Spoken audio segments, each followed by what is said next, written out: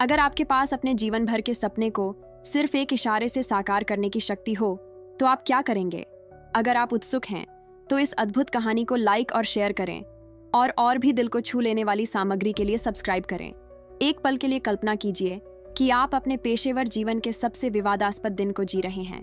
अखबारों की सुर्खियां आपके हर फैसले पर सवाल उठा रही हैं। हर टेलीविजन चैनल पर आपकी यात्रा के खर्च पर बहस हो रही है और राजनीतिक आलोचक एक नेता के रूप में आपकी प्राथमिकताओं पर तीखे भाषण दे रहे हैं। नरेंद्र मोदी की सबसे विवादास्पद अंतर्राष्ट्रीय यात्राओं में से एक के दौरान भी यही स्थिति थी। एक विदेशी राजधानी में सत्ता के गलियारों से गुजरते हुए न केवल 4 अरब से ज्यादा भारतीयों का प्रतिनिधित्व करने की जिम्मेदारी, बल्कि नई दिल्ली से लेकर अपने देश के सबसे दूर दराज के गांवों तक गूंजती आलोचनाओं का बोझ भी अपने साथ लिए हुए मोदी ने कल्पना भी नहीं की होगी कि आने वाले घंटों में उनकी यात्रा को राजनीतिक विवादों के लिए नहीं, बल्कि किसी कहीं ज्यादा गहरी और मानवीय बात के लिए याद किया जाएगा। विवाद हफ्तों पहले ही शुरू हो गया था। विरोधियों ने प्रतिनिधिमंडल के सार्वजनिक खर्च पर सवाल उठाए। वामपंथी आलोचकों ने तर्क दिया कि इस धन का बेहतर उपयोग सामाजिक कार्यक्रमों में किया जा सकता था, और कुछ समर्थकों ने तो यात्रा के समय को लेकर भी कानाफूसी की। अखबारों के संपादकीय में पूछा गया, अभी क्यों? प्रधानमंत्री की असली प्राथमिकताएं क्या हैं? टेलीविजन पर प्रसारित बहसों में यही गूंज रहा था। जनता की राय विभाजित थी, जैसा कि कम ही देखने को मिलता है। एक तरफ उत्साही समर्थकों ने भारत को विश्व मंच पर स्थापित करने, मजबूत राजनयिक संबंध बनाए रखने और दुनिया के सामने भारत की प्राचीन संस्कृति की भव्यता को प्रदर्शित करने की आवश्यकता का बचाव किया। दूसरी तरफ लगातार आलोचकों ने अनसुलझे घरेलू समस्याओं, संसाधनों को आंतरिक रूप से केंद्रित करने की आवश्यकता की ओर इशारा किया और सवाल उठाया कि क्या दल की विलासिता उस देश में उचित थी जहां लाखों लोग अभी भी गरीबी से जूझ रहे हैं। हालांकि मोदी को जानने वाले जानते थे कि वे जहां भी जाते थे अपने साथ न केवल कूटनीतिक शिष्टाचार बल्कि भारत का शुद्धतम सार भी लेकर जाते थे। उनके पहनावे में हमेशा पारंपरिक तत्व होते थे। उनके भाषणों में वेदों और प्राचीन परंपराओं का उल्लेख होता था और उनकी उपस्थिति में हमेशा हिंदू आध्यात्मिकता के तत्व शामिल होते थे। ऐसा लगता था मानो हर यात्रा दुनिया को यह दिखाने का एक अवसर थी कि आधुनिक भारत अपनी प्राचीन जड़ों को नहीं भूला है। आर्थिक विकास और सांस्कृतिक संरक्षण साथ साथ चल सकते हैं और एक राजनेता एक साथ पवित्र परंपराओं का संरक्षक भी हो सकता है। इस बीच 5000 मील दूर ग्रामीण गुजरात के एक छोटे से कस्बे में एक युवा जोड़े को अपने जीवन की सबसे बड़ी चुनौती का सामना करना पड़ा। 26 साल का अर्जुन एक स्थानीय वर्कशॉप में मैकेनिक का काम करता था और उसके खुरदुरे हाथ चिलचिलाती धूप में बिताए लंबे दिनों की कहानी बयां कर रहे थे, जहां वह अपने परिवार का पेट पालने के लिए मोटरसाइकिल और ऑटो रिक्शा की मरम्मत करता था। 23 साल की प्रिया एक सामुदायिक प्राथमिक विद्यालय में शिक्षिका थी, जहां वह उन बच्चों को पढ़ाती थी जिनके माता पिता मुश्किल से अपने नाम पर हस्ताक्षर कर पाते थे। दोनों मिलकर इतना कमा लेते थे कि सम्मान से जी सकें, लेकिन उनकी कुल तनख्वाह मुश्किल से उतनी होती थी जितनी कई भारतीय परिवार किसी एक दिन के उत्सव पर खर्च करते हैं। अर्जुन और प्रिया के बीच प्रेम का जन्म सबसे पारंपरिक तरीके से हुआ था। उनके परिवार एक दूसरे को पीढ़ियों से जानते थे, एक ही समुदाय में रहते थे, एक ही मंदिर में जाते थे, और जब दोनों युवा एक दूसरे से प्रेम करते थे तो मानो नियति ने ही उनके चारों ओर अपने सुनहरे धागे बुन दिए हों। प्रिया अक्सर कहती थी कि वह अर्जुन को पिछले जन्म से जानती थी, क्योंकि पहली मुलाकात से ही उसे ऐसा लगा जैसे वह उसे 1000 सालों से जानती हो। बदले में अर्जुन ने प्रिया में सिर्फ एक साथी नहीं, बल्कि स्वयं लक्ष्मी का एक रूप देखा, जो समृद्धि और सौंदर्य की देवी हैं, जिन्होंने उसके साधारण जीवन को अपनी दिव्य उपस्थिति से धन्य करने का निश्चय किया था। लेकिन उनकी सपनों की शादी को साकार करना नामुमकिन सा लग रहा था। हिंदू संस्कृति में शादी सिर्फ एक समारोह नहीं है, यह एक ब्रह्मांडीय उत्सव है जो सिर्फ 2 लोगों को ही नहीं, बल्कि 2 परिवारों, 2 वंशों, 2 कर्मों को भी जोड़ता है, जो अनंत काल तक एक दूसरे से जुड़े रहते हैं। मंडप यानी ताजे चमेली के फूलों, लाल गुलाबों और कमल की पंखुड़ियों से सजी पवित्र वेदी अर्जुन के 6 महीने के वेतन के बराबर खर्च कर सकती थी। पारंपरिक पोशाक, प्रिया के लिए सोने की कढ़ाई वाली रेशमी साड़ी और अर्जुन के लिए एक अलंकृत शेरवानी की कीमत कई परिवारों की साल भर की कमाई से भी ज्यादा थी। केसर की खुशबू वाली बिरयानी, इलायची और गुलाब जल की मिठाइयों जैसे व्यंजनों, सितार और तबले के साथ लाइव संगीत और पूरे समुदाय की मौजूदगी वाला पारंपरिक भोज एक ऐसे वित्तीय निवेश का प्रतिनिधित्व करता था जो युवा जोड़े की पहुंच से बिल्कुल बाहर था। हर रात अपने लंबे कामकाजी दिनों के बाद अर्जुन और प्रिया समुदाय के छोटे से मंदिर में मिलते थे। वहां विघ्नहर्ता गणेश की प्रतिमा के सामने वे ऐसी आस्था से प्रार्थना करते थे जो पहाड़ों को भी हिला देती थी। प्रिया ने एक छोटा सा तेल का दीपक दिया जलाया और अपनी दादी द्वारा सिखाए गए मंत्रों का उच्चारण किया। अर्जुन रास्ते में मिले साधारण फूल चढ़ाता और न केवल अपनी होने वाली पत्नी के प्रति बल्कि उन देवताओं के प्रति भी जिनके बारे में वह मानता था कि उन्होंने उनके प्रेम का सूत्रपात किया था, शाश्वत भक्ति का वचन देता। अगर ईश्वर की इच्छा है, प्रिया ध्यान में आंखें बंद करके कहती, भगवान कोई रास्ता निकाल ही लेंगे। ब्रह्मांड उन लोगों के पक्ष में षड्यंत्र रचता है जो पवित्रता से प्रेम करते हैं। अर्जुन उसका हाथ पकड़ता और उत्तर देता, हमारा विश्वास ही हमारा धन है। अगर हम स्वप्न समारोह नहीं कर सकते तो हम स्वप्न प्रेम करेंगे और वह दुनिया के सारे सोने से भी ज्यादा मूल्यवान है। लेकिन नियति, जैसा कि भारत में अक्सर होता है, जहां रहस्य और सांसारिकता लगातार एक दूसरे से गूंथी रहती है, एक ऐसा आश्चर्य रच रही थी जिसकी कल्पना दोनों ने भी नहीं की होगी।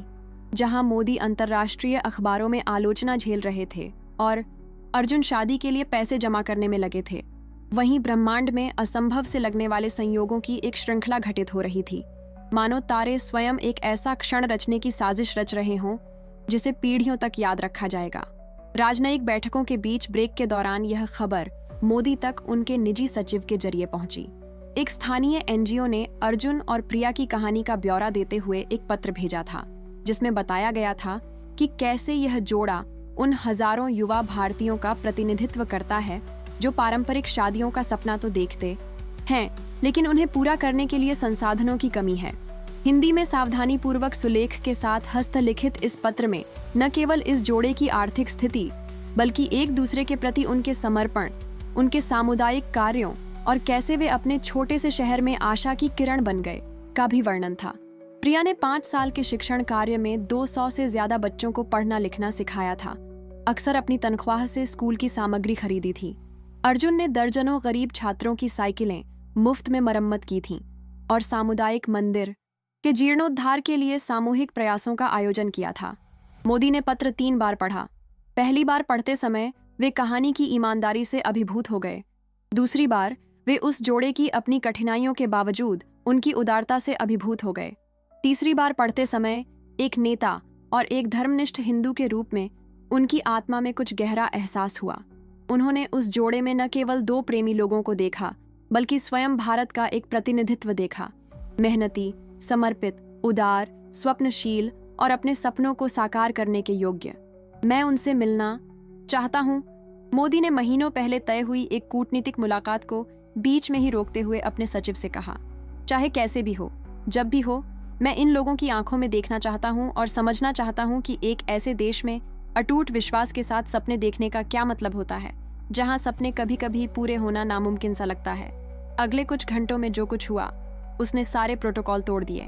गुजरात में फोन कॉल किए गए, रिकॉर्ड समय में सुरक्षा व्यवस्था फिर से व्यवस्थित की गई और विदेशी राजधानी जहां मोदी थे और उस छोटे से शहर जहां अर्जुन और प्रिया रहते थे के बीच एक वीडियो कॉन्फ्रेंसिंग की व्यवस्था की गई।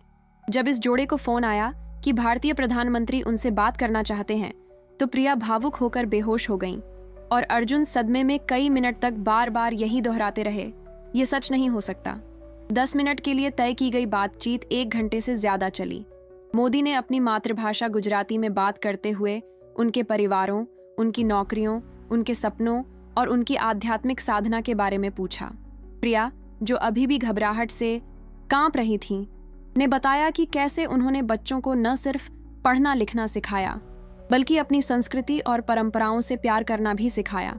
अर्जुन ने बताया कि कैसे उन्होंने जो भी इंजन ठीक किया वह ईमानदारी से काम करने के अवसर के लिए कृतज्ञता की प्रार्थना थी।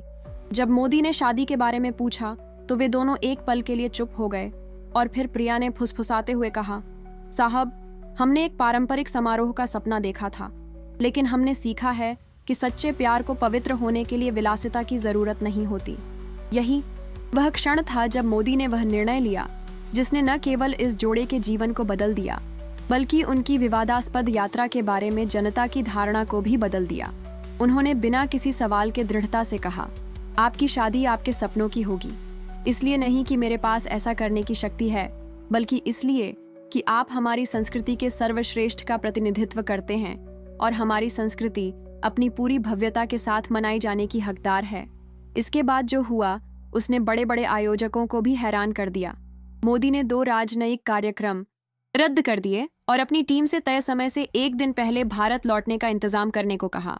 वह अर्जुन और प्रिया की शादी में व्यक्तिगत रूप से उपस्थित होना चाहते थे, प्रधानमंत्री के तौर पर नहीं, बल्कि एक धर्मनिष्ठ हिंदू के तौर पर, जो अपने देश के पवित्रतम मूल्यों का प्रतिनिधित्व करने वाले 2 युवाओं के पवित्र मिलन का साक्षी हो।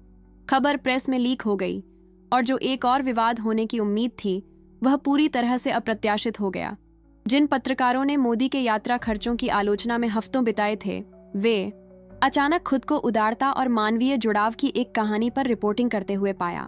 विपक्षी नेता, जिन्होंने गलत प्राथमिकताओं के बारे में तीखे भाषण तैयार किए थे, खुद को एक नाजुक स्थिति में पा गए, क्योंकि एक साधारण जोड़े की मदद की आलोचना करना राजनीतिक रूप से आत्मघाती और नैतिक रूप से संदिग्ध होगा। लेकिन असली जादू तब हुआ जब अर्जुन और प्रिया के समुदाय को पता चला कि प्रधानमंत्री खास तौर पर उनकी शादी को आशीर्वाद देने आ रहे हैं। हर जगह से स्वयंसेवक आए, फूल विक्रेताओं ने हजारों गुलाब की पंखुड़ियां दान की, पारंपरिक संगीतकारों ने मुफ्त में संगीत बजाने की पेशकश की, अनुभवी रसोइयों ने दावत तैयार करने के लिए स्वेच्छा से आगे आए।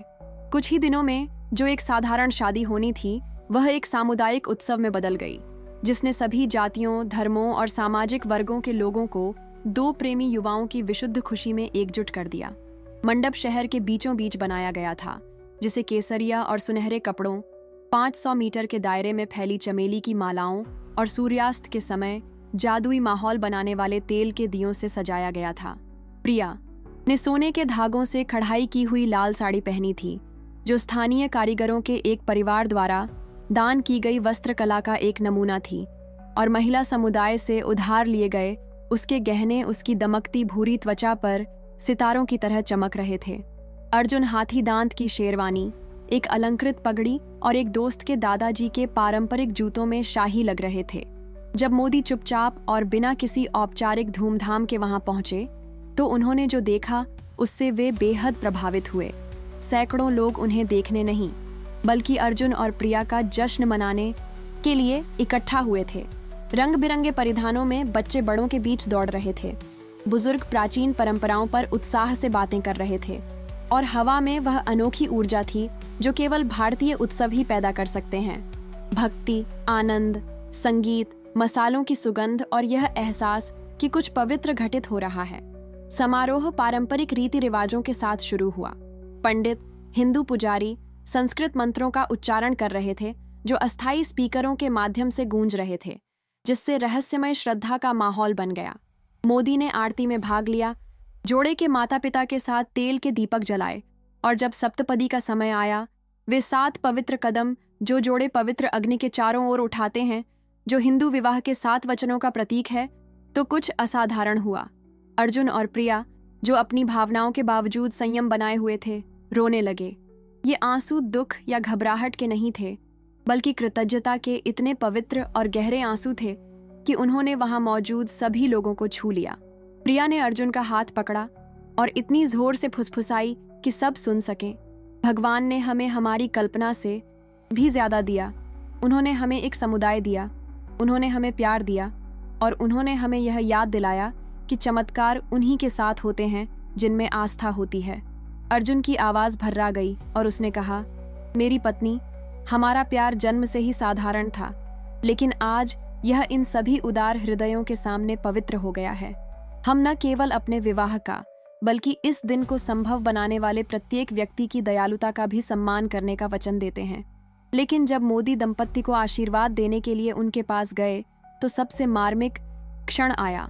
प्रधानमंत्री की औपचारिक मुद्रा बनाए रखने के बजाय वे अर्जुन और प्रिया के बगल में जमीन पर घुटनों के बल बैठ गए और कहा, आपने आज मुझे सिखाया कि सच्चा नेतृत्व महलों या कूटनीतिक बैठकों में नहीं, बल्कि आम लोगों के दिलों में छिपे बड़प्पन को पहचानने में निहित है।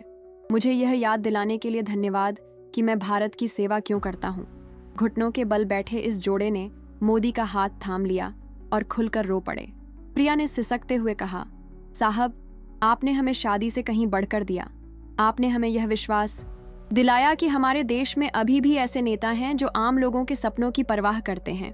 अर्जुन ने आगे कहा, हमारा आभार सदैव रहेगा, न सिर्फ आपके प्रति बल्कि इस समुदाय के प्रति भी, जिसने हमें दिखाया है कि हम एक परिवार हैं, एक बड़ा भारतीय परिवार।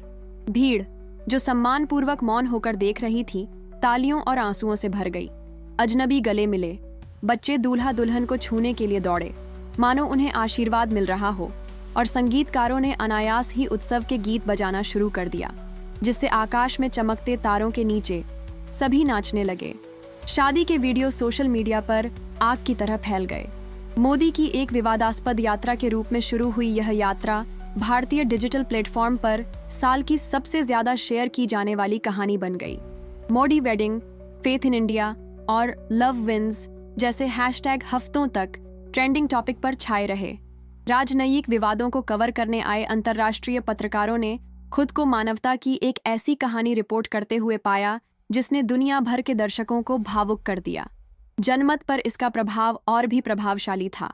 हफ्तों बाद हुए सर्वेक्षणों से पता चला कि मोदी की लोकप्रियता में उल्लेखनीय वृद्धि हुई है, आर्थिक नीतियों या कूटनीतिक उपलब्धियों की वजह से नहीं, बल्कि मानवता के एक ऐसे भाव की वजह से जिसने साबित किया कि शक्ति और करुणा एक साथ रह सकते हैं।